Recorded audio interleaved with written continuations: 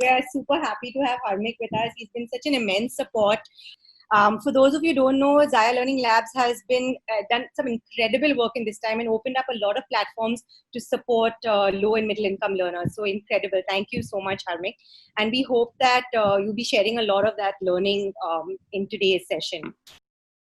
Thank you, Radhika, for inviting me to this forum. I'm glad to be here, share what I know from my end, and also definitely learn from you guys in terms of what's going on. And I think you touched a lot of interesting points in what you said. And I thought I'll really talk about the problem in a more general sense rather than more specific sense in terms of what Gateway is doing or what I see in some set of schools.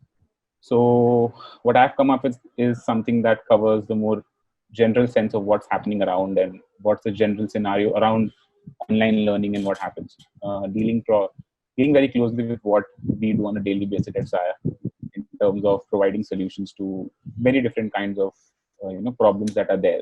And yeah, let's start off. So Rudri, if you could move to the next slide. Yeah.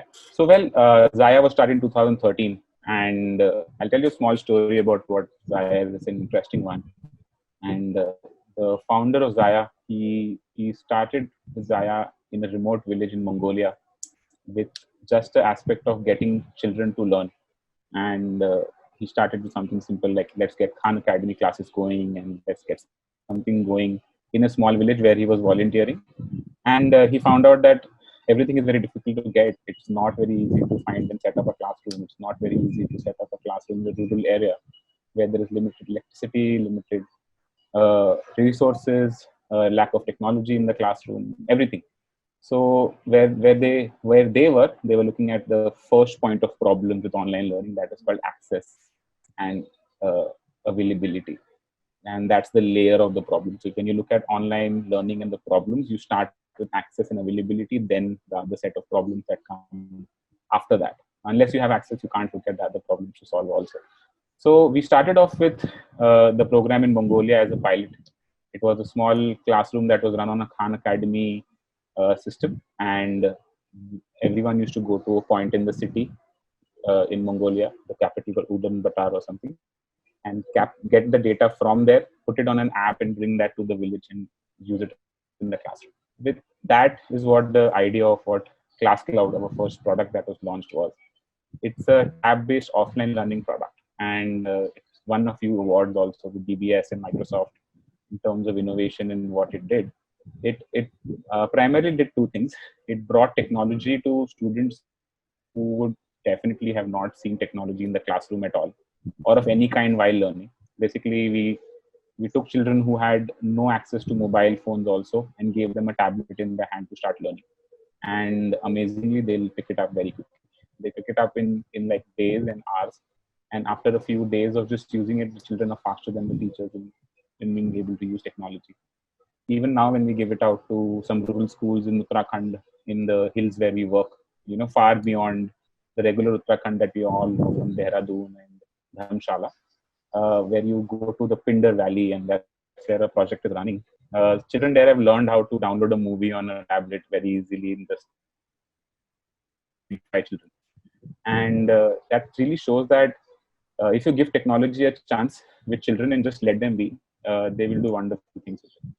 The called up a product on a computer and put it in one rural school in Haryana.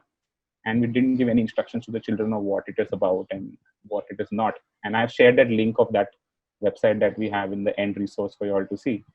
What happened was very interesting again. After a few days, the children started going on it on its own, started looking at content on its own, and started looking at actually the right math videos that they wanted to look at rather than looking at anything else, which proved that if you give children access to technology in a format or manner which is controlled, they will actually find the right things to do. If you give them YouTube, they will definitely find the fun videos to dance to. But if you give them access to a set of videos that are there, they will find things that are going to help them eventually. So that's what Zaya's past has been overall. In the last 2 years, we have also started doing more things at Zaya. We started taking the knowledge that we had with making these kind of products and working with these clientele to making products for other clients, including Gateway. And we started working with very diverse markets. We worked with some clients which are from a budget private school market, from a private school market, alternative school market, and even with some new education who are working with us to develop their tech product. So we started to, now we do basically three things. We have our products that we give to schools. We work with around 50 schools right now, and some of them are based in Uttarakhand, some are in Mumbai, some are in Chennai, and some are in Sri Lanka also. And we are working with those children, providing them our Class Cloud product, which is a personalized learning platform. It is purely on the blended learning model, where it's used as a remedial product. So children do their classroom from Monday to Friday, and on Friday evening, all the children in a rolling manner come to the classroom, which is called the Zaya classroom, and they use the tablet and learn from it. And they go through the curriculum that is set by the teachers for them. And we have been doing it from like the last 5 years now. So it's a very set curriculum with children. The teachers have also learned how to use the product. And with time, we see that it gets more and more user friendly in terms of what is happening. Ruchi, can you go to the next slide? So here is where I put in a lot of thought in terms of just putting this together in terms of where are the challenges in online learning models really being faced, and according to what we have seen in the past. So I categorize them into two parts originally. One is the introduction of technology and the start of usage, and then optimization. Gateway and a lot of other schools in urban areas are very lucky to actually have problems which are on the top half, which are related to optimization. It's not a problem that you have in even setting up a structure or setting up training or giving a phone to a teacher or a resource to a teacher who doesn't know how to start it. So even if someone said that they were not very fluent with technology, I'm pretty sure you are much more fluent than a lot of people around who are facing problems right now, just thinking of the first step of, okay, where do I start with this? Where do I go, and how do I solve the basic problem of availability or access to my children? Because my children don't even have a computer at home. They don't even have a cell phone at home. They only have a cell phone with their parents. So how is it going to be? Like, what is going to happen with them? So that's the premise that is there here. It's a lot of students across right now. The government is also trying a lot to reach out, and partly succeeding in some states, where in Telangana they actually set up a state TV for learning for children. They also push the teachers to start WhatsApp groups with the parents to start learning. So there has been limited access and limited availability for most children.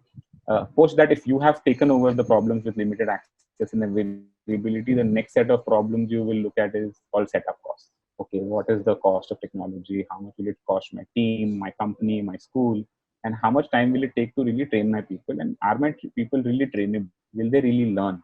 So that's where the main introduction problems are there overall. And then come after these problems are solved at introduction, where you have set up an infrastructure system, that's when the next set of issues or things that come up into play are there, in terms of what sites do I use, what technology do I use this tool, how do I make my children do more than what they're doing, how can I improve the quality of the output of my learning languages, and everything else. So as what I've seen as educators, most people will come and talk to me about the quality of output problem before everything else, and ask me 15 questions about why can't this be this way, or why can't that product be this way, or why can't I have this button or tool there. And that's what has led to the education market filled up with many tools which are actually going to help you improve quality in small points, but you will not see any new innovation happening in terms of improving availability or access. The question that we keep asking all the investors who are there in education around the world right now, who have supported all the big tech companies, is why are we not investing in offline solutions? What is the big reason? Why are we still waiting? Or are we not going to? And the clear answer that everyone gives us is this, that, hey, listen, everything is going to move online in a few years.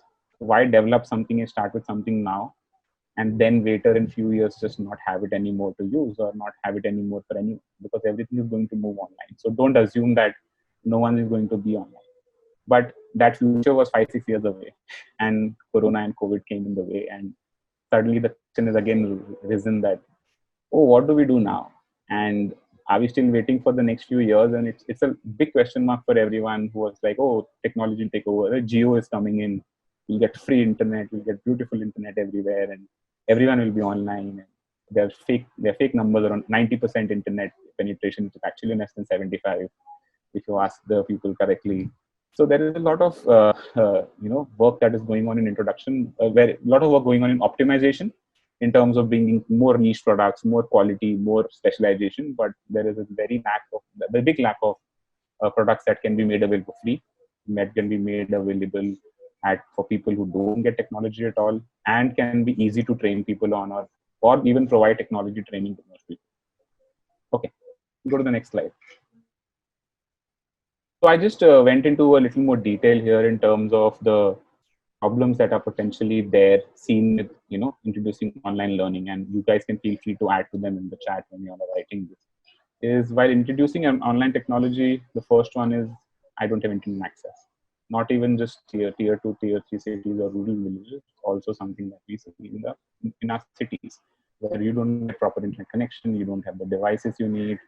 A lot of children are dependent on their parents' devices to use, and their parents are not at home, or their parents don't want to give them the device for the whole time to learn, and they always feel that technology is a bad thing rather than a good thing. In a recent survey we did, most parents of budget private schools and municipal schools feel that if children take the phone from me, they're going to end up playing a game rather than doing anything else, so I'd rather not give them the phone at all.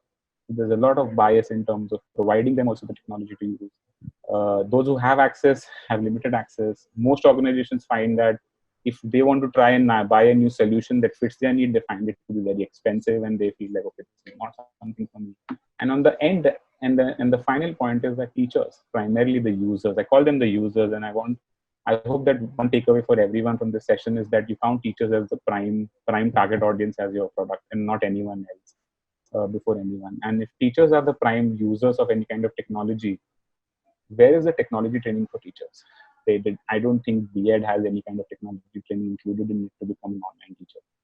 So where is the real technology training happening for teachers and them to actually become able to train children to do it better? So the whole question starts from there, and the whole discussion starts from this point, where a teacher who's not proficient with technology can not be expected to teach technology to their children also. They will first need to learn how to do it on their own, make technology a part of their life. And I see that in Gateway as one of the exceptions everywhere. And I keep giving Gateway examples to a lot of schools everywhere where I work, where they don't do this, is that use Gmail, use Google, use Yahoo, use any kind of mail as your formal communication.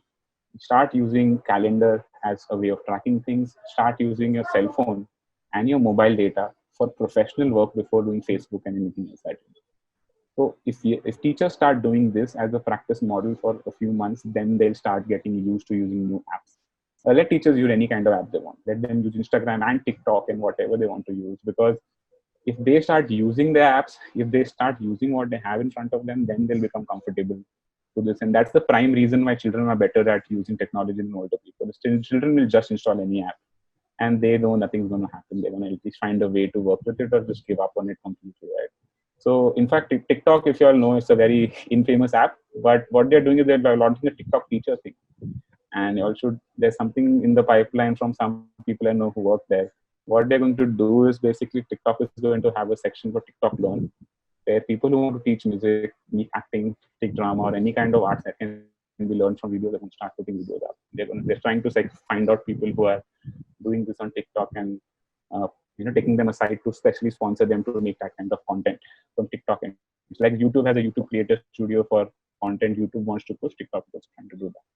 So yeah, don't blame TikTok. So going to the next slide overall.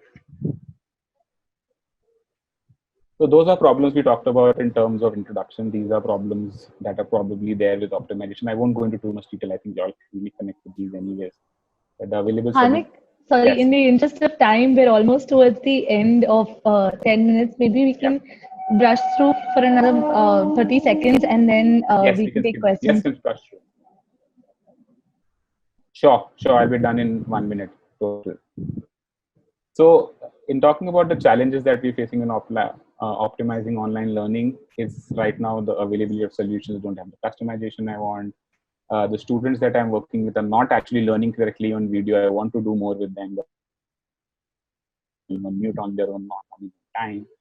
It feels that younger children who are out there need more attention and more emphasis, and the current solutions are not able to do that. And a big question mark is how do you do assessments online? If you're giving a test to everyone, are you sure they're not copying or copying? when they are doing this. So these are the problem and challenges. I'll quickly go through the solutions and cover those. Rudri, can you move to the slide? So here are these solutions that you should start looking at in terms of what you need to do. So if you have problem of introduction of technology, which means the first layer of problems, don't look at only internet solution, look at, there are other solutions which are offline. There are NUC based plug and play systems which provide you content in your school and in your classroom without having internet on it. Raspberry Pi based systems. If anyone's interested, just give me an email and I'll share a link or set of links with you. If cost is an issue, look for freeware. I think Gateway is doing that at a very good place where you all are using all kind of free technology that is possibly available to do your work, and everyone should do that. If you are not afraid of technology, you will go and explore. That's what I've seen. And I was talking to someone in UK. She runs technology initiatives, Dr. Neelam, and their school completely does this. They don't buy any kind of software. They just use Microsoft Word, Microsoft Google, and everything that is available for free to teach technology, because at the end, the students also will need to buy something if you buy that in classroom, if they want to do it in home. So if you buy an app in the school to do some homework or do some activities, the students are also then compelled to invest more on their end, which they might or they may or they may not. So the best way to go forward is use all the freeware technology that is available. There is a lot of innovation happening in freeware from larger companies already. If training and adoption is an issue, and this is what I recommend for everyone who's trying to do this, is consider doing a pilot or a demo of whatever you want to do.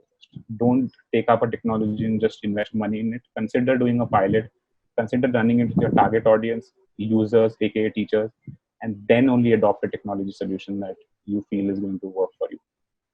Can you go to the next slide? In case you have optimization issues that are there in some prevalence right now, if cost is not an issue, looking at LMSs which are going to be customizable, and there are many of those also where they can combine the set of features you want if you have a right process set up. So the very important part of optimization is that first set up your processes of learning right, first do your experiment correctly, and then you can find the right model that works for you and fits for you. You will find a match which is at least 50 to 70% new. And if you find something that is 50 to 70% off the shelf, that's a great fix, by the way. Don't look for 100%, you might not find it. Use a blended learning. And this is one thing that will come up as a very important thing apparently in the next 1-2 years also, is looking at how something like this really stops people from learning and really completely cuts the growth off and only has children near their parents. We all have to look at what kind of systems can be made available so that parents can take over learning for children to some extent once we have this kind of scenario where there's no connectivity with the school, so that the child continues to learn. The other thing to do is, again, related to parent training, where the guardians and parents of younger children are some who will need to get involved as part of the training. And this, again, is a long-term method that I'm talking about, is that you will need to look at how parents play a role in actually making sure the learning in classroom or the learning for the children who are there is happening.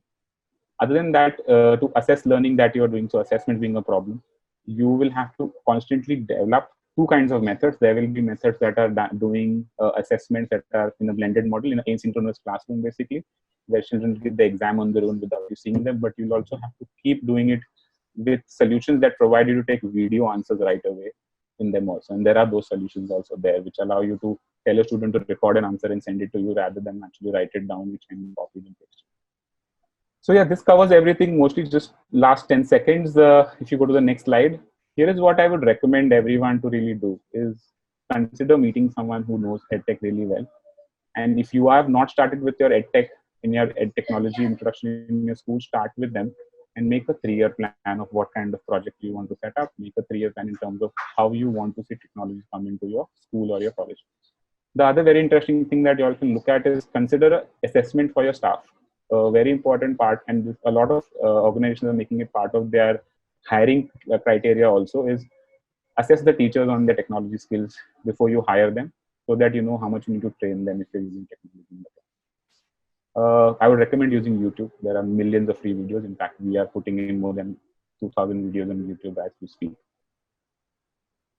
That is there. That is a free classroom access for everyone if they need to just access curriculum. We have seen more than 10,000 interactions in this over the last 1 month itself. And if you don't want to set up permanent structures, look at freeware and look at solutions that fill up at least 50% of it. if you are expecting something to meet 100% of your need, that would rarely be possible. So look at something that will fill up 50%. Yeah, that is it. So yeah, that covers everything. Thank you.